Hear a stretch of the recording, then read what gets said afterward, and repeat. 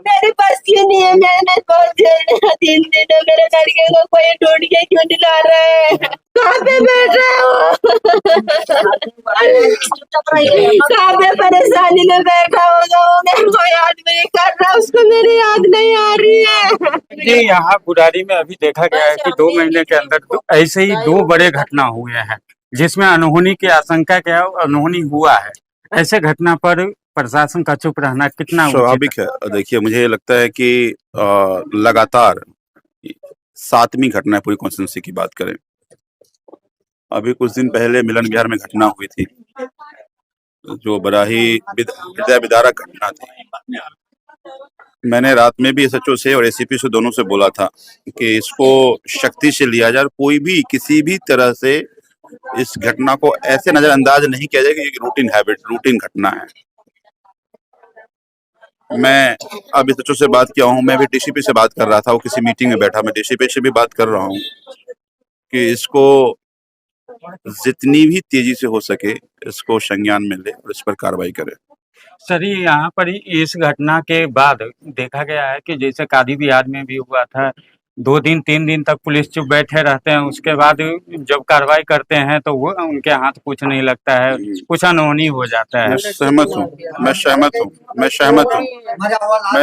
सहमत हूँ और इसमें मुझे लगता है कि पुलिस की सक्रियता डे 1 से बरतनी चाहिए, शायद बड़ी मिसहैपनिंग ना हो। और यही बात हमने रात में भी आगाह किया था कि इसको आज में श्योर किया गया है कि हम सारे कैमरे को ट्रैक करेंगे, हम एक दिन में ट्रेस कर लेंगे। लेकिन हम डीसीपी से भी बात करके इसको पुलिस इसको सक्रियता से ले। मैं उम्मीद करता हूँ कि कोई किसी तरह की कोई मिसहैपनिंग ना हो, लेकिन पुलिस अपनी कार्रवाई करे सर, और तेज कार्रवाई करे। पुलिस तो सक्रियता से ले ही नहीं रही है सर, हर चीज का ट्रैकिंग हो जाता है लेकिन इस चीज का ट्रैकिंग नहीं होता। सहमत हूँ। लोग आशंका ही लगा रहे हैं, यहाँ गया होगा, वहाँ गया होगा, दोस्तों के साथ होगा, लेकिन क्या आपको लगता है कि यहाँ जितने भी आप लोग छानबीन किए हैं उसमें क्या क्लू निकल के आया? सर, हमने पूरी छानबीन करी है। जिस टाइम पता लगा हमें कि 7 बजे बच्चा घर को नहीं आया है, तो हमने तब से छानबीन चालू कर दी है। सभी पूरी कॉलोनी के लोग, जितने भी लोग यहाँ पे एक्टिव हैं, सब अपनी अपनी जगह चले गए हैं। चाहे अभी चौकी में गए थे, चौकी में मैंने उनका लेटर भी ले रखा, बयान लिया है उन्होंने कि भाई कहाँ गया लड़का, क्या गया। मेरे पास इनका बयान भी है एक, अभी दिखाता हूँ मैं आपको।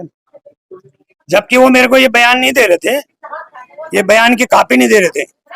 आप लोग लिख के दिए थे? हाँ, वहाँ लिख के दिए थे थाने में, उन्होंने कहा लिख के दो।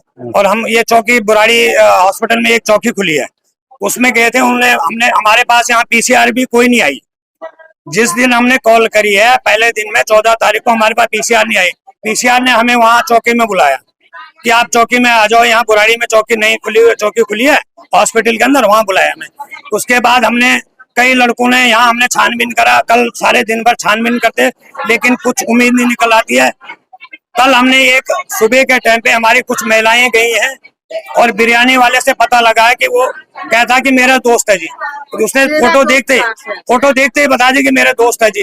फिर उसको बोलता है कि भाई ये लड़का, दूसरे को फोन करता है, ये कल वाला लड़का कहाँ पे है? कह रहे जो अड्डे पे होगा जी, वहीं पे अड्डे पे है। फिर उसने लड़के को कॉल मिलाई, बोला कि हमारे साथ में। इसके बाद से लड़के का कोई पता नहीं। बिरयानी वाले के पास जाते हैं, आप बोलता गोल मिल गया, मुझे पता ही नहीं जी। रात को 12 बजे यहाँ पे पुलिस आई, कल 15 तारीख को रात को 12 बजे पुलिस आई है। उसके बाद पुलिस वाले 2:30 बजे रात को कश्मीरी कॉलोनी है, वहाँ रहता है बिरयानी वाला, उन दोनों लड़कों को पकड़ा, बोला है। वो कहते गोल मोल कर रहे कि हमें तो देखा नहीं, हम तो जानते ही नहीं है। जब तो सर क्लियर बोला है, उसका नंबर भी है हमारे पास, नंबर भी है लड़के का। तो पुलिस वाले उसका शक्ति नहीं दिखा रहे कि भाई तू यहाँ थाने आया, थाने उठा के लाओ और उसको शक्ति दिखाओ कि कहाँ है ये लड़का, तूने बोला क्यों ऐसा। और फोटो देखते क्लियर बोला हमारा दोस्त है, पहचान गया वो। नहीं ऐसा ना हो बिरयानी वाला कमरा, कहीं ऐसा नहीं कि भाई वो भी कमरा खाली कर जाए, वो भी भाग जाए। क्यों किराए? और सुनने में आया कि कोई वहाँ सोनेपत के बस ढूंढ रहा था लड़का। हाँ बताओ। वो ये कह रहा है कोई सोनेपत के बस ढूंढ रहा था, तो उसको कैसे फिर कभी कह रहा था कि बाईपास में देखा मैंने, थैली लेके वो अपना कश्मीरी कॉलोनी जा रहा है, फिर बोल रहा है मेरे बाईपास में भी देखा उसको। तो ये हमें कुछ आशंका लग रही है कि कुछ न कुछ नशा नुशा करवाया गया उसको।